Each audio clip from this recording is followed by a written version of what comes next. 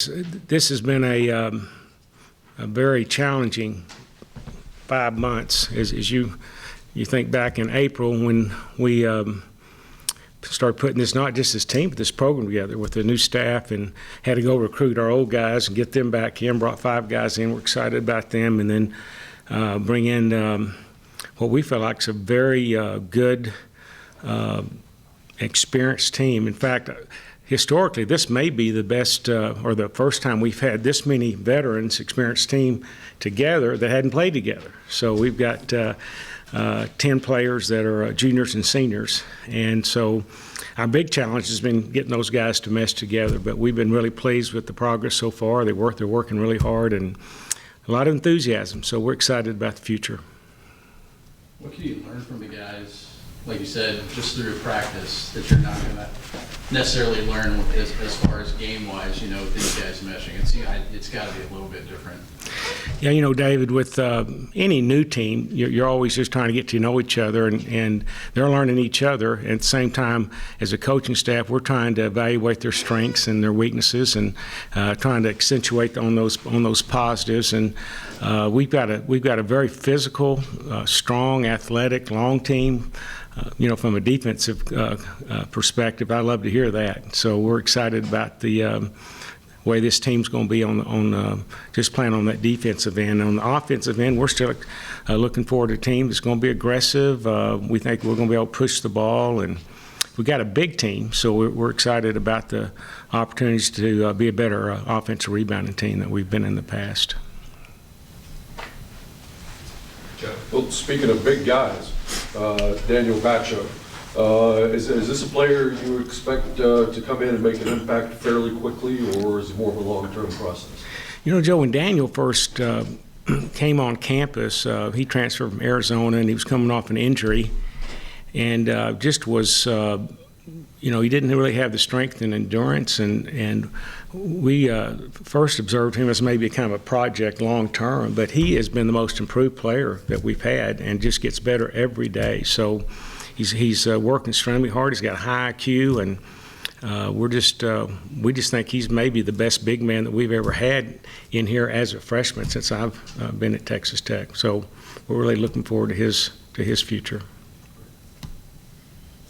Coach, what is Clarence status, injury status, and when does he expect to be back?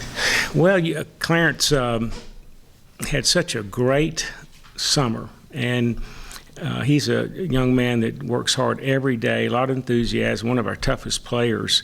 And then he had that hip surgery or hip injury, and so he was expected, I think, from the doctors to maybe return maybe in January, December, but he's working extremely hard, and we think that he may be ready by the first game. But even yesterday, we're going through some dummy offense, and then he just jumps out there and starts, playing. I look over at the trainer, at Mike, and he looks at me, and I said, Mike, do you want him out here? And he goes, no. So we had to push him back off the floor. But he's a guy that's got a lot of enthusiasm. He just can't wait to get back out and start playing. Hey, Coach. KJ Allen's transformation has been something that's been all over social media. Everybody's seen it. Can you kind of talk about his work ethic off the court as well as on the court? Yeah, KJ's a popular player on social media with Netflix and all, and he is he's a young man that's came in here. He's about 25 pounds overweight, and he's lost about 20 of it. So, showing tremendous dedication just in trying to get that weight off, and he's a sophomore. He's got a huge upside to him, great hands, and if you look in practice right now at our stats, he may be our best offensive rebounder. But we're just excited with his progress, and he has a great attitude, and glad to be here. He tells us all the time how much he loves Texas Tech and loves his teammates, and he's been a real pleasure to coach. What's his playing weight right now? His playing weight is he's about 260 right now. And we're probably going to get him down, but he's got broad shoulders, and he's got he's a great athlete, great hands, and so with his athleticism, he just has the ability to he's coachable and can get his body to do things so much quicker than some of our other guys can. So he's just a natural athlete, whether it be bowling or throwing a football or swinging a bat. Anything he does, he just picks up quick. A really good ping pong player, and out on the floor, he's made a lot of adjustments because we've had him playing out on the perimeter some and facing the basket, and he's one of our best passers. We'll probably try to get him down to about 250. I think will be his fighting weight. Okay. So. Coach, with today being your first official practice, what are your kind of expectations from the guys, I guess, to set the tone for the rest of the season?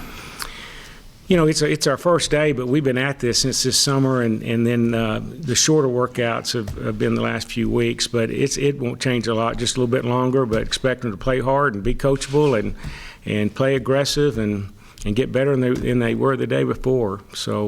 But so far, our guys have had a great attitude. They've been fun to coach.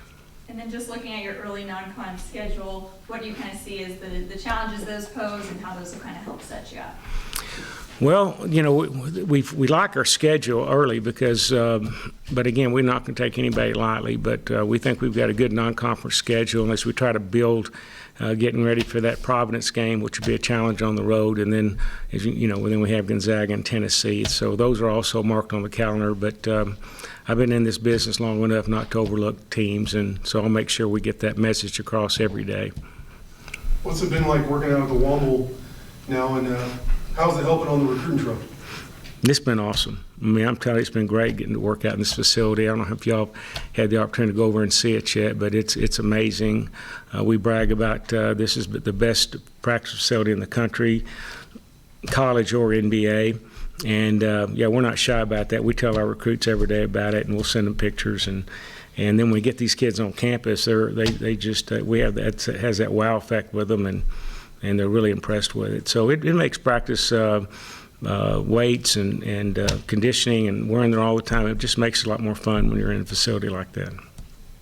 Coach, late last season, it seemed like Agbo was making some real strides. From what you've seen so far, is that arc continuing? I think it is. This guy is in the gym every single day. In fact, we told him that, maybe he needs to slow down a little bit. We don't want to wear his body out, but he's a I guess you'd call him a gym rat. Just loves the game. So we're all pulling for Buzo, just a tremendous young man, really good athlete, and he's been shooting the ball, probably our best three-point shooter right now on the team, other than maybe Ethan Duncan or Kevin O'Banner. But he had a great finish at the end of the year against Arkansas, made those free throws against Texas, and so he's got a lot of confidence coming into this year, and he's going to play a lot of minutes. On the court stuff is one thing, but leadership from a standpoint like that, Kevin McCullough, Shannon, them returning, how big have they been in from a leadership standpoint? They have. Leadership comes in a lot of different forms, and Kevin McCullough and also Marcus, because they're experienced, they're very vocal on the floor. But then you have a guy like Bryson Williams who also leads by example. He's been at the gym. It's his routine at 6 o'clock every morning. He gets up and goes and does his weights, and he's very dedicated and committed too. So we have some of those guys that show a lot just through example and hard work, and then we have some that do both with the guys like Marcus and Kevin who are very vocal and encouraging on the floor. But we like this older group. They seem to like each other, and that's important. And I think they like me most of the time. But sometimes we get them in a defensive stance and work a little bit. I'm not the most popular guy on the floor, but they've responded to our coaching and to each other. And so I think we're in a really good place right now. Coach, is there anybody on the defensive side that kind of stuck out to you? I know you're a defensive guy. Anyone that's surprised you? Yes, Davion Warren is, he came in and he had averaged 21 points at Hampton, but he's got great hands and has taken a lot of charges and been real aggressive. So he's kind of a two-way player playing on both ends of the floor. And then Malik Wilson is another one that's, our guys had a lot of respect for him because he's always coming up with steals. And you look back when he played even at Lafayette, he filled up the stat sheet. So I'd say those two guys have been the most impressive, along with our veterans, our guys back from last year. Kevin McCullough's a great defensive player, and so Marcus is another one that's really, really good. And And then, of course, TJ's one of our best defensive guys as well. Which I think we kind of joked and just looking at all the people and how many points they average at their other place, you guys would be scoring 180 points, something stupid. Well, we need about 5 basketballs out there.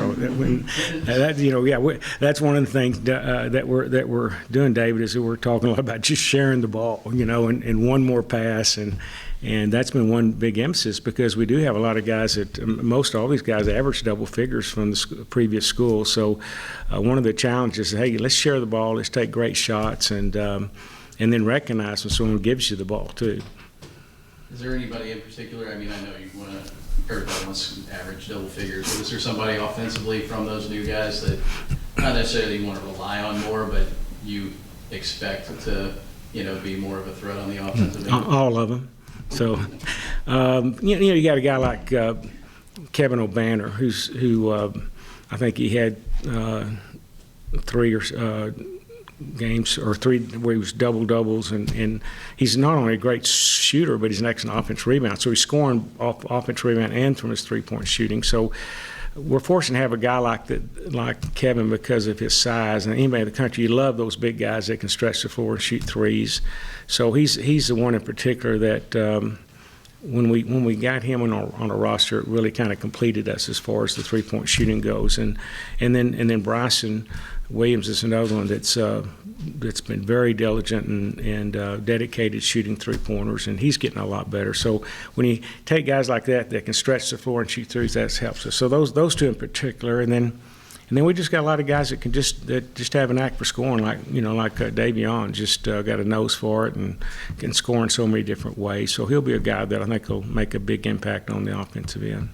Are there any players that you envision as like your primary ball handlers, or is it just going to be by committee?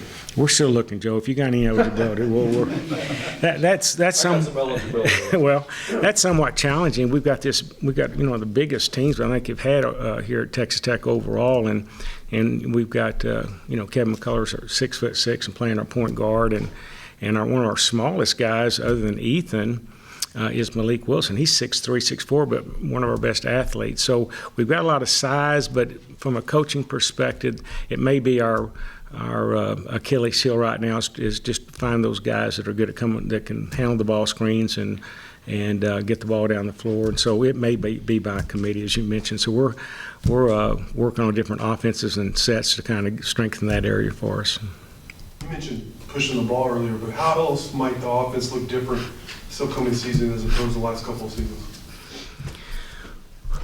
Well, again, I hope we have better spacing, and you get that with the guys like Bryson and Kevin that can shoot threes. So that'd be one area, and we'll have different sets, and I think more of a attacking type offense where you'll see more ball movement, but also it's trying to get to the paint and have it spread out a little bit more so we can get the paint and then kick for 3-pointers. We'd like to see a team that averages a lot more, or at least shoots a lot more threes than what we've had in the past. And you look at some of these teams that have done really well, not only in the NBA but also in college. It's not just the 3-pointers they make, but their attempts as well. So we're looking at those stats and would like to get up more threes. Coach, everyone brought up when you first started that you were kind of, thrown into the fire, so to speak, but did it kind of feel familiar to you with the path you've kind of taken with JUCO and NIA, where you kind of have to be in that mode of you're always on, so to speak? Yeah, Carlos, I mean, I love coaching, and God's blessed me with this, with a skill set that, I love being on the floor. I have a passion for it, and so I've been a head coach 25 years. So I've really enjoyed just getting back on the floor, and I feel right at home. And again, I've got a great coaching staff that supports me. And then these players have, besides we talked about leadership, they've been great followers as well. And I think it's important that they need to be coached when they got to want to be coached. And we're fortunate to have a team and our best players that want to be coached hard. And so that makes it even more fun for me. Speaking to that, I know Matt Mooney, Davide already mentioned how you were a huge asset to them in getting their defense better. Who are some guys that have kind of come up to you, or maybe some of the staff that have said, this is what we need to get better and this is what we need to do this year? Well, not many will come up with many recommendations much on defense, but I'd probably tell them to be quiet. But no, I'm kidding. Well, as a coach, we're always trying to figure out better ways to do things. And I encourage our entire staff, if you're not coming up with ideas and suggestions, you're not really bought in. So from our managers to our GAs to our coaching staff, I think one thing different maybe about our program is that we're always looking for better ways to do things. And I guess my fallback line's always been if there's a better way to do something, let's do it, And I always challenge our guys, ask me why we do this or that, and even with Davide and with Tyreek and some of those guys, there are a lot of times in Lawrence that they'd bring me an idea and it was great, and we'd use that during a game or in practice to make us better. So there's a lot of different ways to skin a cat, and we like I think the way that we do things here is a very successful way to get things done. We're going to be aggressive on both ends of the floor, play great man-to-man defense, and then take care of the basketball and take good shots. Last several years, you guys have had a theme going into the year. What's the theme this year for you all in terms of just either togetherness or How about win? That'd be a good one. I think, our overall theme is just together we attack. That says a lot. That together is what our challenge is right now with so many new players. To get these guys to mesh and to fit together, and then the we part is so significant. Again, it's all about us and what we do and putting the team first, and then the attack part is something that I love. It's just be first, and we're in every game's a fight, and we're going to be aggressive, and that's on both ends of the floor for 40 minutes. You mentioned all the new guys. Do you feel like you're fighting the clock, just trying to get them, to mesh and all that stuff? Yeah, we are. The good news is the season's still a month and a half away. The bad news is the season's a month and a half away. We have a sense of urgency to try to get as much as we can in, and then also get the right things in as we try to still get to know these guys. We're trying to put these guys in positions where they can accentuate their strengths on both ends of the floor. Coach, can you imagine playing any zone defense at all, or is that a cuss word? Wish you had it. Put me in a bad mood, Joe. You just bring that up. Zones are they're certainly useful at certain times. A lot of times when you can't stop them, but zones can change the tempo of games, and they're beneficial when we're playing teams that's not a real good three-point shooter. So we'll have a couple zones in and some other defensive looks, but we live and breathe and we'll die by our man-to-man defense, and our guys are bought in to playing. A lot of these guys came here because they want to play man defense. So we hope we can continue to have that aggressive, suffocating man defense, and we'll probably extend it more this year, maybe 94 feet, because we've got so much depth this year. Something I didn't talk a lot, but I don't know if I've ever had a team since I've been coaching that we have, so many players that could help us. I mean, usually by this time of the year, you've got two or three that just aren't in that position that they're a year or two away. But out of everybody on this team, we've got 13 guys, and we think they all can contribute. So that'll be a challenge for me on trying to find that rotation of 8 or 9. When do you hope to have that kind of starting rotation, I guess, nailed down by game week or? We have an idea now and of who that 8 or 9 would be, but it does change, and we're open-minded because we have very competitive practices and we keep stats, and we're always trying to push these guys. And I've told these guys I'm not going to play favorites, and we're going to play the guys that are working the hardest and can contribute the most. So we'll wait till closer to game time, but that's one reason you have these non-conference games, to see which guys mesh well together, and you get a better feel after 2 or 3 of the non-conference games. But obviously we like to have those guys in place before we get into those tougher games like Providence and Gonzaga. Any other questions out there? We have a couple more minutes or so. Coach, outside of the draw of the Womble, just speak to how you've been able to come in and have so much success on the recruiting trail early on in your tenure. Yeah, a lot of its success goes to our coaching staff. We've these guys, in recruiting, it's so much just hard work. I mean, it is about relationships as well, and we have a very experienced staff, and these guys have a lot of relationships out there because they've been doing this a long time. So we were behind the 8 ball when we came in because these new guys were all, just trying to identify who we can get, and then who's got those relationships with maybe some of their coaches and maybe some of their teammates. And so, but we've been blessed and to be able to be involved with some really, really good players, and I think we're going to hopefully make an announcement on a couple other guys that we'll have. But when you start looking at last year's team and getting that group together, we were again so fortunate to be able to get a guy like Bryson Williams and Kevin O'Banner and Davion Warren to come in, and it was a lot of hard work, but they're good people, and they loved our fans, and our fan base and social media was just tremendous in helping us recruit, and we showed them a lot of videos of how great how much energy our fans have here, and the sellouts, and which is another thing we're so excited to get back out in front of a full crowd and get to feel that energy and playing in this great arena. It's going to be fun. You talk about the team coming together. Talk about how your staff is coming together and how you guys are being able to find what you want, the goals that you have for this year.